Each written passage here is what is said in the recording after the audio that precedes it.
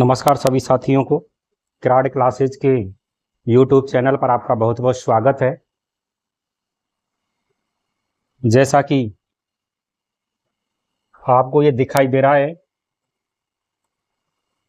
Uttarakhand open university का जो BEd entrance exam है 2024 में, उससे संबंधित यहाँ जो प्रश्नों की श्रृंखला है उसको हल कराया जा रहा है।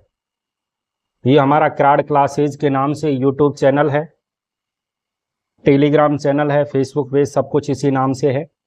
ये उत्तराखंड यूनिवर्सिटी जो है ओपन यूनिवर्सिटी जो डिस्टेंस से बीएड कराती है, उसका ये लोगो है।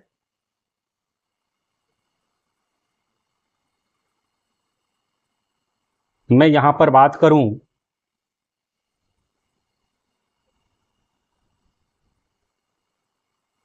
एमसीक्यू जो प्रश्न हैं, उन प्रश्नों पर आधारित टेस्ट सीरीज है हमारी।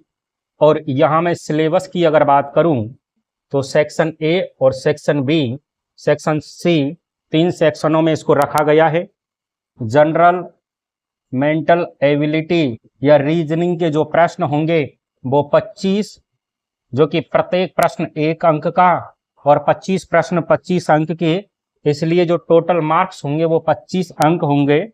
टीचिंग एप्टीट्यूड यानी शिक्षण जो अभिवृत्ति है, शिक्षण जो अभिरुचि है, उसके भी 25 प्रश्न होंगे 1-1 अंक के, और टोटल कितने हुए? 25 अंक।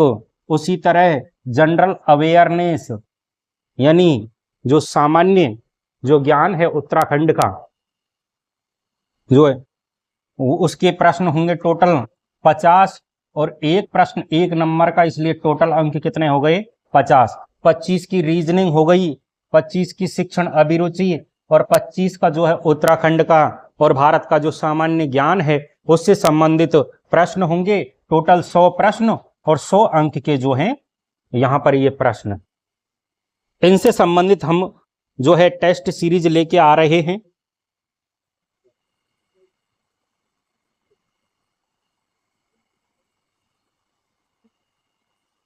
पहला जो प्रश्न है वो प्रश्न ये है,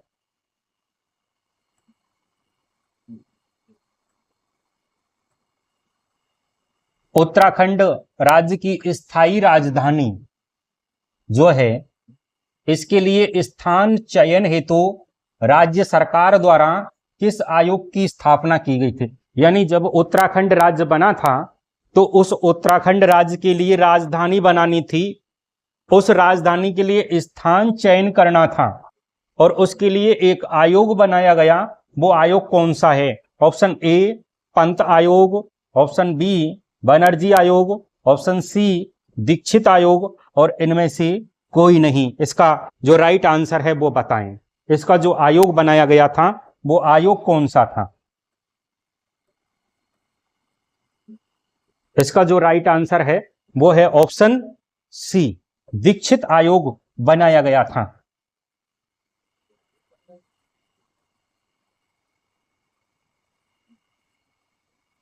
दूसरा प्रश्न देखें,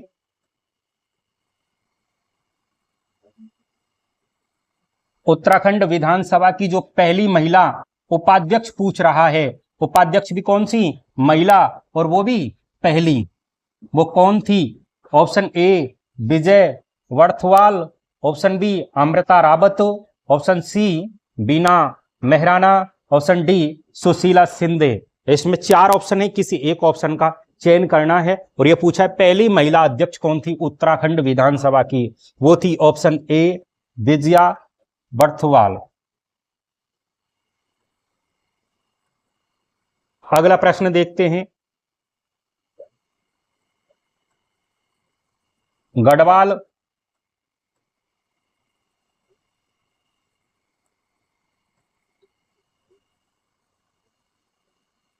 गढ़वाल जो मंडल है इसका मुख्यालय कहां पर स्थित है? Option A Dehradun, option B Haridwar, option C Pauri, option D Tehri. ये 4 ऑप्शन है और ये पूछा गढ़वाल जो मंडल है उसका मुख्यालय कहां पर है। इसका राइट आंसर बताना है। इसका राइट आंसर चारों में से कौन सा है? देहरादून, हरिद्वार, पौड़ी और टिहरी। इसका जो राइट आंसर है वो है ऑप्शन सी, पौड़ी। यानी गढ़वाल जो है उसका मंडल का मुख्यालय कहां है? पौड़ी में है। ये जो प्रश्न है ये सभी की सभी जो है उत्तराखंड और भारत का जो सामान्य ज्ञान है उससे संबंधित हल कराए जा रहे हैं। इस प्रश्न जो है बहुत महत्वपूर्ण प्रश्न है और इन प्रश्नों की जो श्रृंखला है उस श्रृंखला को आप एक बार जरूर पढ़ के जाएं। आपके लिए एग्जाम की दृष्टि से बहुत महत्वपूर्ण साबित होने वाली है, क्योंकि एग्जाम जो है कई यूनिवर्सिटियों ने करवाई, इग्नू है, पर्दा है, उसने तो अभी परसेंट बेस पे एडमिशन लेना शुरू कर दिया, नहीं पहले एग्जाम ही हुआ करता था उसका। तो क्या है, कुल सीटें 500 होती हैं और उनमें नंबर आना जो है इतना कठिन हो गया कि इन 500 सीटों के लिए लाखों में फॉर्म आवेदन जो पहुंच रहे हैं, इसलिए आप एक बार तैयारी करके जाइएगा। ये जो प्रश्न है ये सभी के सभी इन प्रश्नों को आप देख करके जाओगे, आपके लिए बहुत अच्छे साबित होंगे।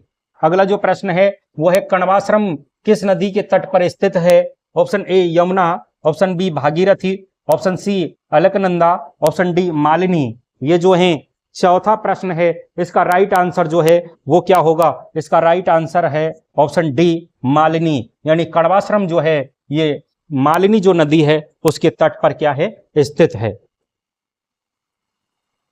इस वीडियो को आप लास्ट तक जरूर देखें, सभी प्रश्नों को एक बार जरूर पढ़ें, बहुत महत्वपूर्ण प्रश्नों की यह श्रृंखला है। अगला जो प्रश्न है, प्राचीन ऐतिहासिक स्थान जो कत्यूरी राजाओं का मुख्य स्थान भी रहा है।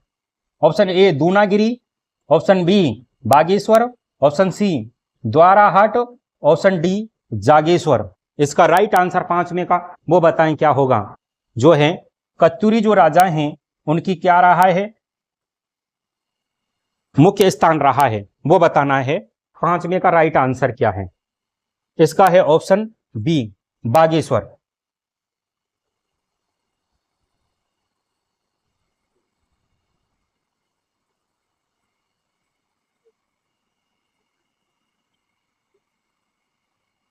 छठवां प्रश्न देखें, 84 दिन की भूख हड़ताल के बाद 25 जुलाई 1994 को निम्न में से किसका निधन हो गया था? यानी 84 दिन की भूख हड़ताल की थी और जिनका 25 जुलाई 1994 को क्या हो गया है? निधन हो गया है। Option A Nagendra Saklani, option B Moluram, option C Dev Suman, option D AP Bahuguna. जो है इसमें से छठवें के 4 ऑप्शन है, किसी एक का सही जो है उत्तर वो बताए। इसका जो राइट आंसर है वो है ऑप्शन सी देव सुमन। जो है भूख हड़ताल के कारण 84 दिनों की वो क्या है? वो निधन हो गया था उनका। 7वां जो प्रश्न है वो देखें, बागेश्वर में सरयू नदी जो है इसमें कुली वेगार प्रथा से संबंधित रजिस्टर को बहाकर कुली वेगार प्रथा का अंत कब किया गया था? यानी बागेश्वर में एक नदी बहती है जिस नदी का नाम है सरयू नदी, और इस सरयू नदी में क्या है? एक वहां पर प्रथा चलती है कुली वेगार प्रथा, और इससे संबंधित जो है रजिस्टर थे वो उस नदी में बहा दिए जाते हैं और कुली वेगार जो प्रथा है उसका अंत हो जाता है। वो कब बहाए गए वो देखें, 13-14 जनवरी 1920 में, 13-14 जनवरी 1921, 13-14 जनवरी 1922, 13-14 जनवरी 1923। 4 ऑप्शन हैं, किसी एक ऑप्शन का क्या करना है? चयन करना है। 7वें का जो राइट आंसर है वो है option B.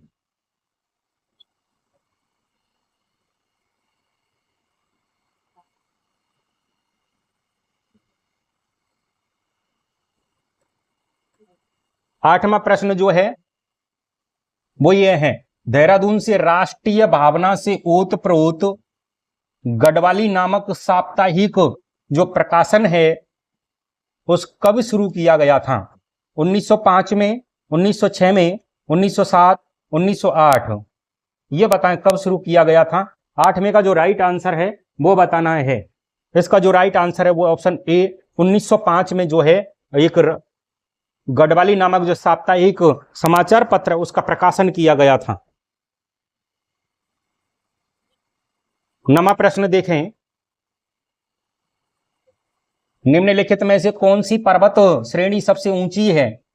Dunagiri, option B Nanda Devi, option C Kamet, option D त्रिशूल।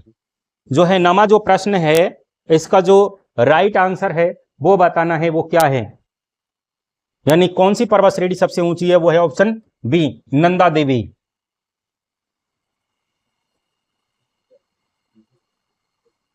10वां प्रश्न देखें,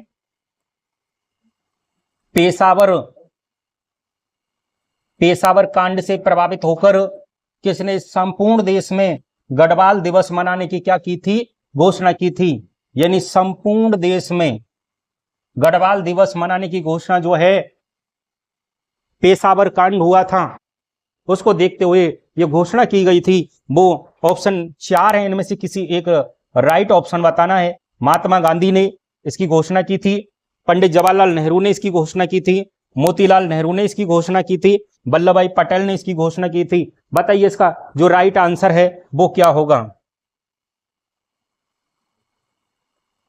इसका जो राइट आंसर है वो ऑप्शन सी मोतीलाल नेहरू ने जो है इसकी क्या की थी, घोषणा की थी।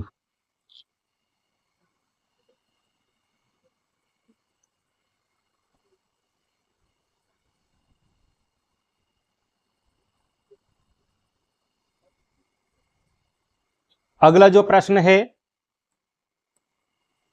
बहुत महत्वपूर्ण ये प्रश्न है, वीडियो को आप लास्ट तक जरूर देखें एक बार।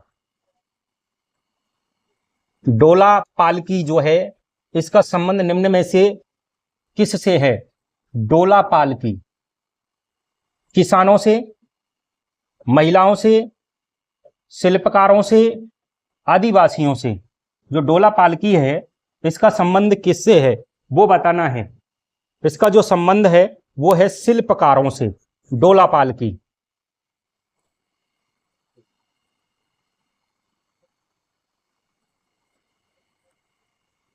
अगला जो प्रश्न है वो ये फूलों की घाटी उत्तराखंड राज्य के किस क्षेत्र में स्थित है?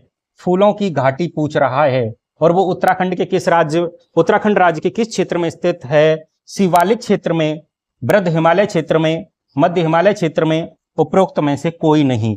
बताएं 12वें का जो राइट आंसर है वो क्या होगा? ऑप्शन बी वृद्ध हिमालय क्षेत्र में जो है फूलों की घाटी क्या है, उत्तराखंड में स्थित है।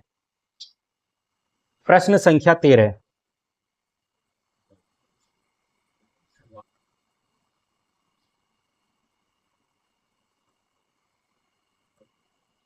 उत्तराखंड राज्य में दून किसे कहा जाता है? ऑप्शन ए नदी घाटियों को, ऑप्शन बी संरचनात्मक घाटियों को, ऑप्शन सी अल्पाइन घास के जो मैदान हैं उनको, या ऑप्शन डी सकरी घाटियों को। बताइए दून किसे कहा जाता है? 13वां जो प्रश्न है इसका राइट आंसर बताना है। इसका राइट आंसर है ऑप्शन बी संरचनात्मक जो घाटियां हैं उत्तराखंड में उनको क्या कहते हैं? दून कहा जाता है।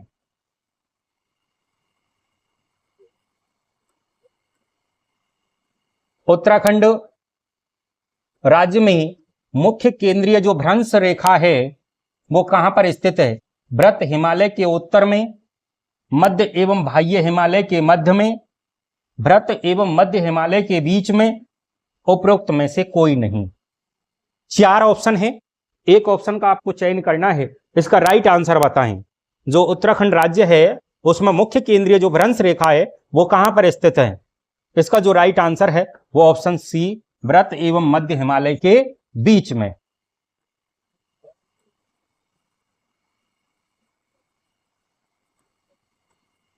अगला जो प्रश्न है वो ये है, उत्तराखंड का कुल क्षेत्रफल कितना है? यह प्रश्न बहुत महत्वपूर्ण है। देखिए 53,483 वर्ग किलोमीटर, ऑप्शन बी 60,480 वर्ग किलोमीटर, ऑप्शन सी 55,483 वर्ग किलोमीटर, ऑप्शन डी 65,480 वर्ग किलोमीटर।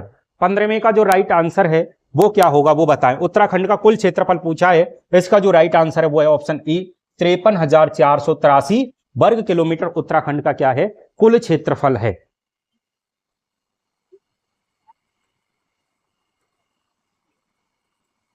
हमारे यहां पर जो है सामान्य ज्ञान से संबंधित ही प्रश्न हल कराए जा रहे हैं। इनको आप एक बार विस्तार से जरूर देख लें, ज्यादा नहीं तो एक बार पढ़ के जरूर जाएं।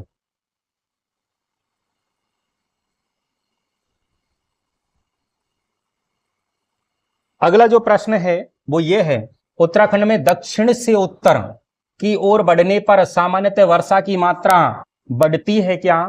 दक्षिण से उत्तर चल रहा है, घटती है या स्थिर रहती है या फिर पहले घटती है और फिर बढ़ती है? उत्तराखंड में दक्षिण से उत्तर की तरफ जाने पर जो है, जो वर्षा की जो मात्रा है वो कैसी रहेगी वो बताना है। यहां पर जो वर्षा की मात्रा वो है घटती है, तो दक्षिण से उत्तर की तरफ जाने पर।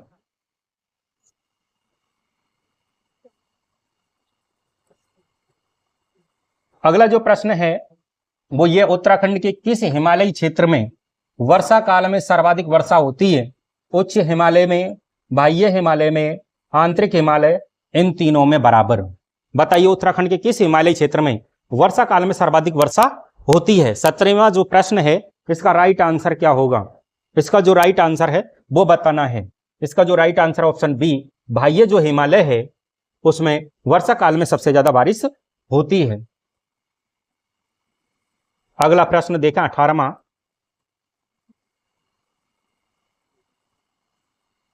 निम्न में से कौन सी नदी केदारनाथ से रुद्रप्रयाग तक बहती है? यानी केदारनाथ से चलती है और रुद्रप्रयाग तक जाती है, वो नदी कौन सी है? भागीरथी, अलकनंदा, सरयू नदी, मंदाकिनी नदी। बहुत अच्छा प्रश्न है, बताएं इसका राइट आंसर क्या होगा? ऐसी कौन सी नदी है जो केदारनाथ से बहकर के रुद्रप्रयाग तक जाती है? 4 ऑप्शन है, इनमें से किसी एक ऑप्शन का क्या करना है? चयन करना है, और वो नदी कौन सी है वो बताने। या तो भागीरथी है, अलकनंदा है, सरयू है या मंदाकिनी है। इसका जो राइट आंसर है वो है ऑप्शन डी, मंदाकिनी।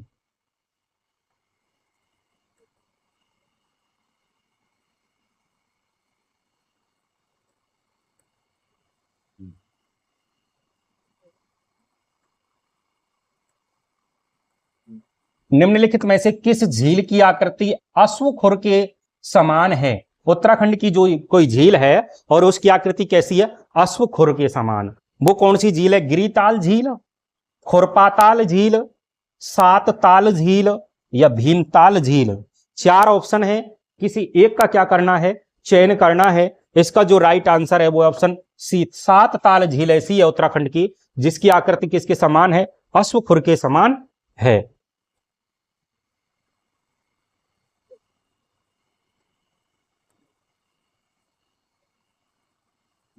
उत्तराखंड में एक बंदोबस्त किया गया था, विकेट बंदोबस्त। यह कब हुआ था? 1863 से 73 के बीच, 1873 से 83 के बीच में, ऑप्शन सी 1853 से 63 के बीच में, या 1883 से 93 के बीच में। जो है 20वां जो प्रश्न है इसका राइट आंसर क्या होगा? यानी विकेट जो बंदोबस्त है वो कब हुआ था? इसका राइट आंसर है ऑप्शन ए, 1863 से 73 के बीच में।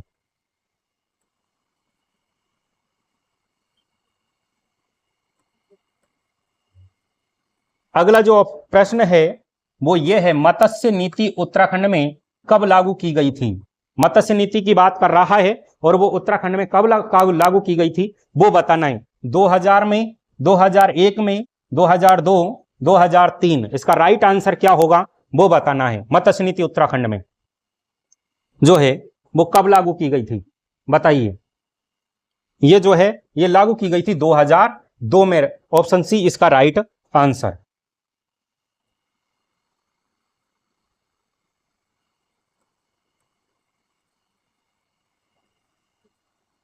निम्नलिखित में पंचप्रयाग उत्तराखंड के किन जिला समूह में स्थित है? पंचप्रयाग की बात कर रहा है।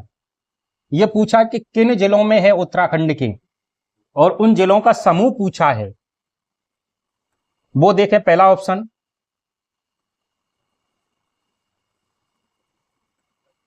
ऑप्शन ये कह रहा है चमोली, रुद्रप्रयाग या पौड़ी में है।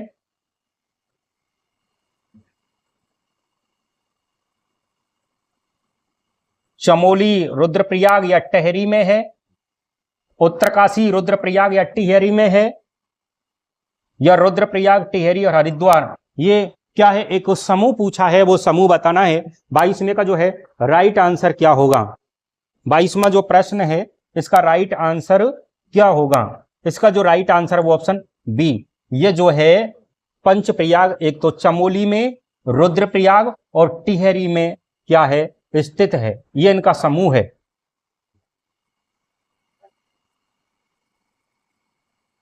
अगला जो प्रश्न है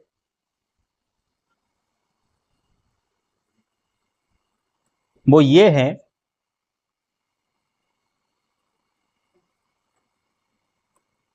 बद्रीनाथ मंदिर के निकट निम्न में से क्या नहीं है।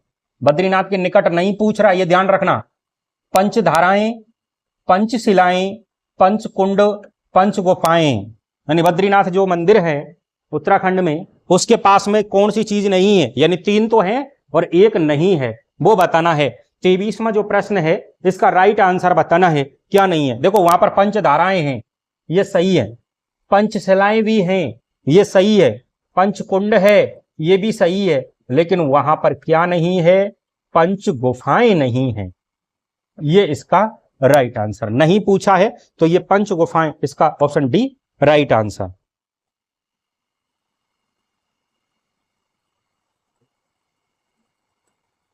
चौबीसवां देखें, प्रसिद्ध टपकेश्वर महादेव का जो मंदिर है उत्तराखंड के किस शहर में स्थित है। चमोली में, बागेश्वर में, अल्मोड़ा में या देहरादून में। बताइए प्रसिद्ध टपकेश्वर महादेव जो मंदिर है वो उत्तराखंड में कहां पर स्थित है। वो है देहरादून, ऑप्शन डी इसका राइट आंसर। कहां स्थित है टपकेश्वर महादेव जी का मंदिर, देहरादून में।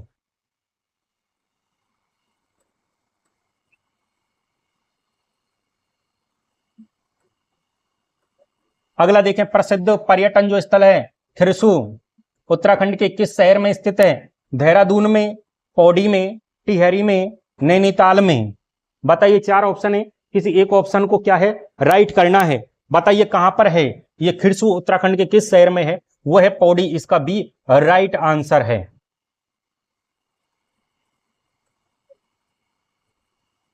इस तरह से आज ये जो है 25 प्रश्नों की ये श्रृंखला थी, और हम जो है इसी तरह से रोजाना जो सामान्य जो ज्ञान है उस सामान्य ज्ञान से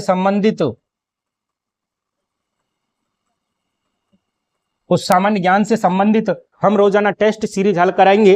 रीजनिंग का पोर्शन लगभग सब कर लेते हैं, शिक्षण अभिरुचि जो है उसको भी लगभग सब कर लेते हैं, लेकिन समस्या आती है सामान्य ज्ञान में, और इसमें हम उत्तराखंड प्लस भारत दोनों का हम क्या करेंगे, यहां पर टेस्ट सीरीज के माध्यम से क्या है हल करवाएंगे। आप इन क्लासों को लगातार लेते रहें, क्योंकि हर यूनिवर्सिटी जो डिस्टेंस से बीएड कराती है सभी की सभी जो है 500 सीटों के आसपास निकालती है, और इन सीटों पर जो है सभी की सभी कौन बैठते हैं, शिक्षक। जो शिक्षक हैं वो सभी की सभी एग्जाम देते हैं, और आप जानते हो जो सरकारी शिक्षक बन चुका है वो ब्रिलियंट व्यक्ति होता है, इसलिए इन सीटों पर कंपटीशन बहुत ज्यादा होता है डिस्टेंस से बीएड करने के लिए। और यहाँ पर जो मेरिट की जो संभावनाएं बनती हैं हर बार 75-80 के आसपास ये मेरिटें जाती हैं, इसलिए बिना पढ़े आप इन नंबरों तक पहुंच नहीं सकते। तो आप जो है ये टेस्ट सीरीज जो कराई जा रही है, आप इस टेस्ट सीरीज को ही एक बार जरूर ध्यान से पढ़ लें, तो आपका सिलेक्शन जो है इस बीएड जो डिस्टेंस से कराई जा रही है उसमें निश्चित है। ये कुछ बात भी है, ये देख लेते हैं। अभी जो भी साथी उत्तराखंड ओपन यूनिवर्सिटी हल्द्वानी से बीएड एंट्रेंस एग्जाम 2000 देना चाह रहा है और उसकी तैयारी कर रहे हैं, वो हमारे क्राड क्लासेज, सबसे पहले लोगो दिखा दिया था, ये और लिख देता हूं, क्राड KIRADCLASSES